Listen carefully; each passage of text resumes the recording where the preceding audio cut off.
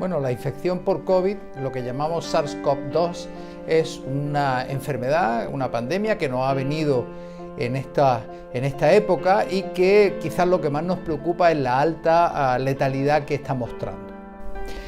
Es una enfermedad interesante desde el punto de vista médico porque junto con una primera fase claramente infecciosa como otros virus y que genera una sintomatología parecida a la gripal, a los 7, 8, 9 días se agrava hacia una neumonía que genera un agravamiento de la paciente, un empeoramiento de la situación clínica que lleva a una falta de aire para respirar, que lleva a una dificultad en la oxigenación de los tejidos y que de alguna forma acaba en algunos casos con la vida del paciente. ¿Cuál es la razón de este cambio? Quizá hoy en día lo que sabemos es que este virus genera una infección, como otros virus. Quizás lo que pasa a partir del sexto, octavo día, en aquellos casos en que no se resuelve adecuadamente, es que el fenómeno inflamatorio que genera este virus sigue manteniéndose, sin que tenga que acabarse de forma natural, sino que sigue esa inflamación. Y esa inflamación continua acaba dañando al tejido sano, especialmente en el pulmón. Y entonces vemos lo que llamamos ese síndrome de tormenta de citoquina o un síndrome de activación de macrófago. Lo que pasa al final es que esta continua inflamación no controlada y sin final hace que se exprese una alta cantidad de citoquina y también que se produzcan cambios en la trombosis y cambios en el sistema vascular. ¿Y esto por qué se produce? Realmente lo estamos investigando, pero uno de los candidatos más importantes pueden ser los macrófagos.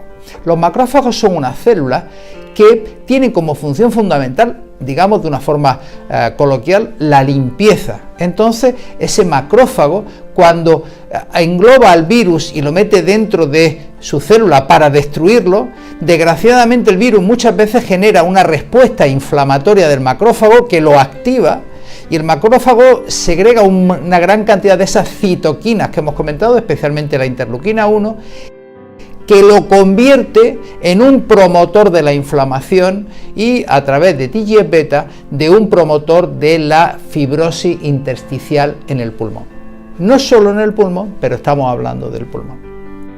Por tanto, nos encontramos ante un proceso de inflamación mantenida en el centro, en el epicentro del cual están, entre otras células, de forma muy importante el macrófago.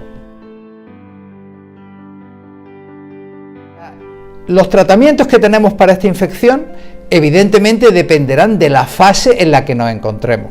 En la primera fase de una infección viral se utilizan los tratamientos antivirales que pretenden que el virus no infecte las células o que se resuelva esa infección de la forma más conveniente y más rápida.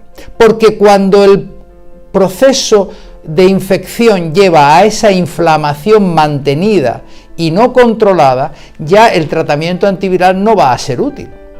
Necesitamos entonces algo que vaya contra esas citoquinas, contra esa inflamación.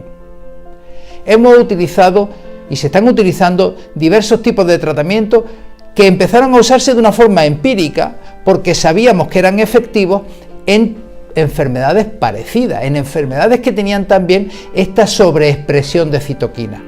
Un ejemplo de ello era la artritis reumatoide. Por tanto, se han utilizado como tratamiento del COVID fármacos como el tocilizumab, inhibidor antagonista de la interleuquina 6, o el anakinra, inhibidor de la interleuquina 1, o como la cloroquina, o incluso como los propios corticoides, que todos sabemos que son de alguna forma antiinflamatorios.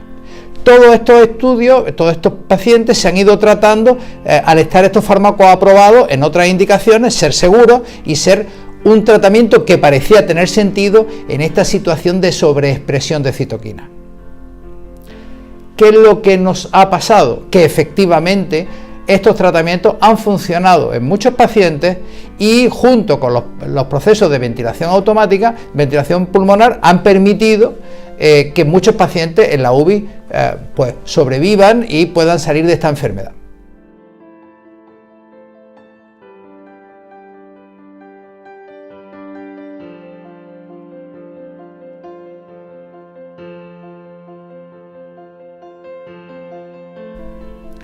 Desgraciadamente, esta enfermedad está afectando a personas mayores o a personas que tienen otras enfermedades. Y no siempre estos pacientes cualifican para tratamientos de este tipo o para ser ingresados en unidades de cuidados intensivos, debido a que su pronóstico en cuanto al resultado de esos esfuerzos puede no ser tan bueno. Por ello se ha generado en las últimas semanas, hemos de decir, quizás en el último mes y medio, la hipótesis de que un tratamiento bien conocido antiinflamatorio, como es la radioterapia a dosis ultra bajas, que ya usamos para la enfermedad inflamatoria de la artrosis, de las bursitis, de las tendinitis, de la fascitis plantar, podría tener un sentido en el tratamiento de este fenómeno inflamatorio descontrolado que supone la neumonía por COVID-19. Pero, ¿y el riesgo de la radiación en el pulmón? Tenemos que tener en cuenta un concepto fundamental. Estamos hablando de dosis ultra baja de radioterapia. Estamos hablando de dosis 100 veces inferiores a la que recibe normalmente una señora que necesita radioterapia por su cáncer de mama. Por tanto, a estas dosis de 0,5 Gray, en una sola sesión, la posibilidad de desarrollar toxicidad por el tratamiento o incluso un cáncer generado por el tratamiento es absolutamente remota. Pero es más, teniendo en cuenta el tipo de pacientes que estamos tratando, de edad avanzada y con un pronóstico vital un tanto limitado, no deberíamos limitar a estas pacientes la posibilidad de un tratamiento que puede funcionar. ¿Y cuál es la base de que este tratamiento pueda funcionar? Hemos hablado antes del macrófago y hemos dicho que cuando el virus entra en el macrófago se estimula, se activa y produce esa citoquina. Lo que hoy en día sabemos, demostrado científicamente, es que las dosis ultra bajas de radioterapia en una sola sesión son capaces de cambiar ese macrófago activo y liberador de citoquina a un macrófago antiinflamatorio.